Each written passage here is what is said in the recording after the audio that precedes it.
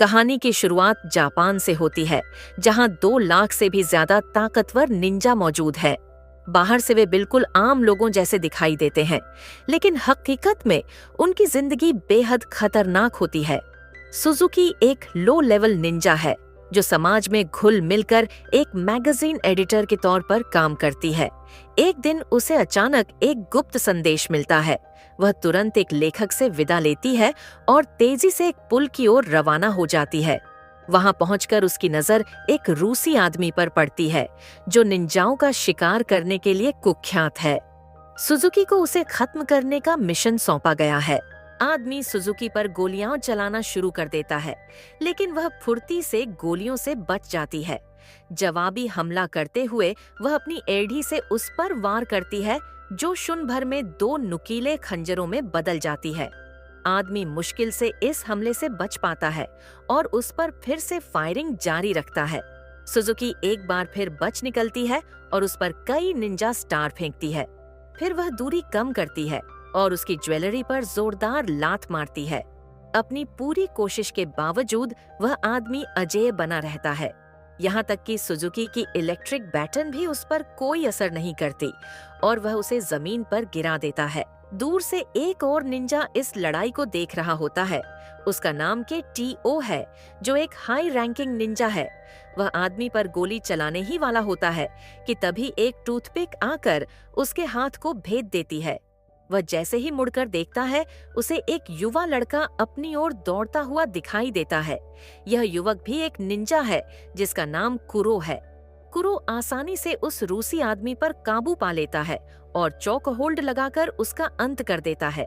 इसके बाद वह सुजुकी से कहता है कि वह जा रहा है और बाकी सब वह खुद संभाल सकती है। यह सुनकर सुजुकी हैरान रह जाती है। वह सोचने लगती है कि आखिर कैसा इंसान होगा जो यूं ही चला जाए और किसी और को सारा श्रेय लेने दे। ये सब देखकर सुजुकी हैरान रह जाती है। वह समझ नहीं पाती कि कोई इंसान ऐसा कैसे कर सकता है। इस पर कुरो बिल्कुल शांत लहजे में कहता है कि उसे ज्यादा मेहनत करना पसंद नहीं है। वह बस घर जाना चाहता है और सोना चाहता है।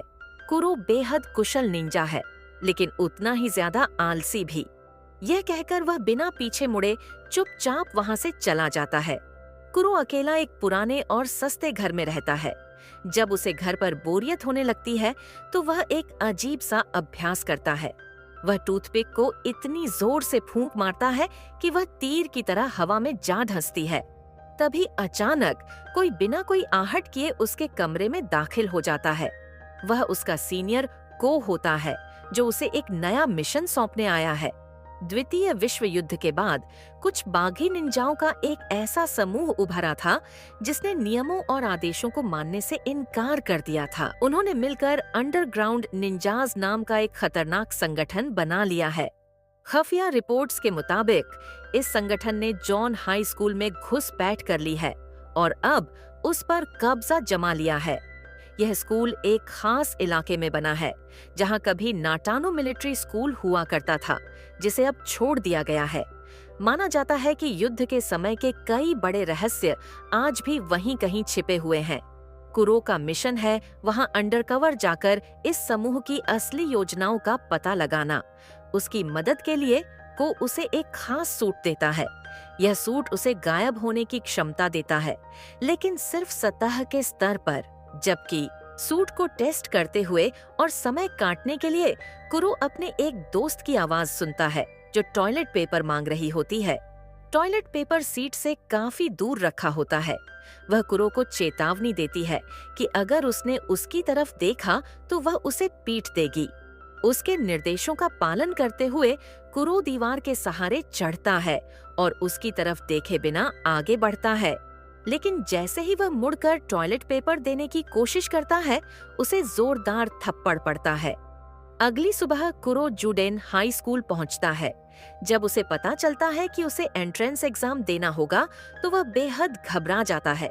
एक पल के लिए उसे लगता है कि यह सब मेहनत बेकार है। वह सोचता है कि मिशन पूरा करके तुरंत चला जाना ही बेहतर होगा, लेकिन फिर कांटों का डर उसके जहन में आ जाता है। कुरो सोचने लगता है कि वह यह परीक्षा पास कैसे करेगा।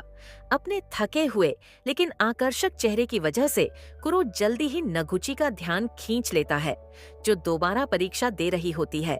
क्लासरूम में घुसकर कुरो सिर झुकाए चारों तरफ नजर दौड़ाता है और नगुची के पास जाकर बैठ जाता है। उसे पूरा यकीन होता है कि संगठन के लोग पहले से उसकी एंट्री की तैयारी कर चुके हैं। उन्होंने रंग बिरंगे चावल के दानों से फर्श पर उत्तर कुंजी बना दी होती है। कुरो जैसे ही जवाब लिखना शुरू करता है, नगुची अचानक चीख पड़ती है। उसे लगता है कि ये चावल के दाने कोई कीड़े हैं। टीचर उसे कहता है कि अगर दिक्कत है तो उन्हें साफ कर दे। कुरो समझ जाता है कि कुछ करना पड़ेगा।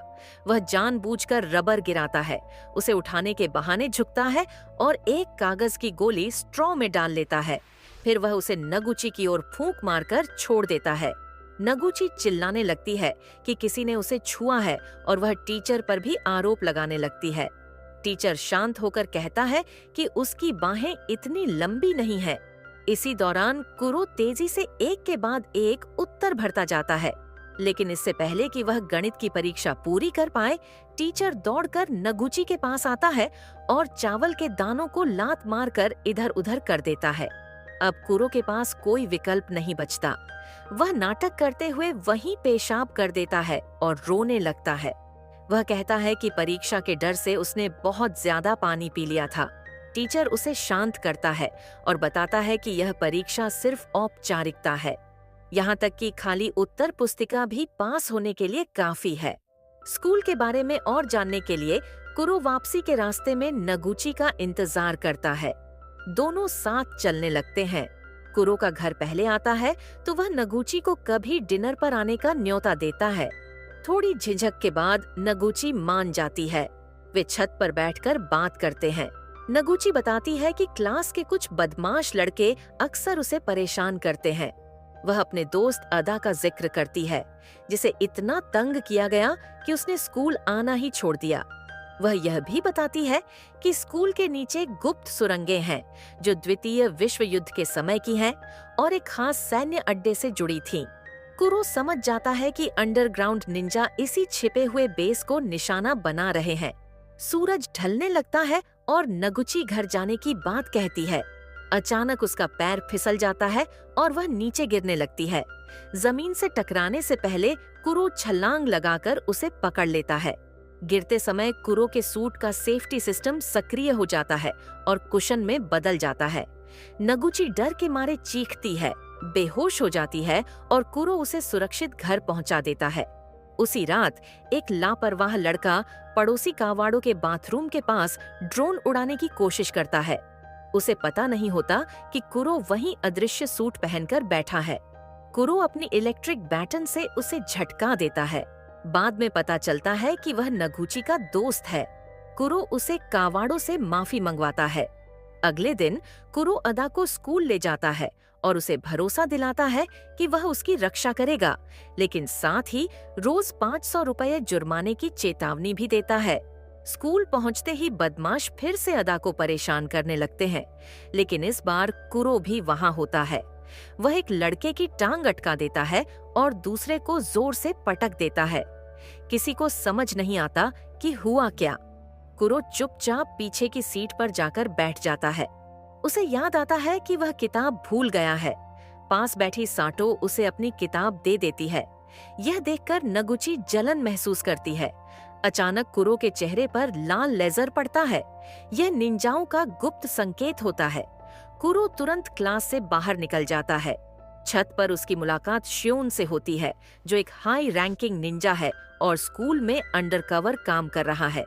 स्कूल का अनुशासन प्रमुख भी असल में एक निंजा होता है और वह कुरो को बॉयलर रूम में मिलने को कहता है। बाद में कुरो देखता है कि अदा को फिर से तंग किया जा रहा है।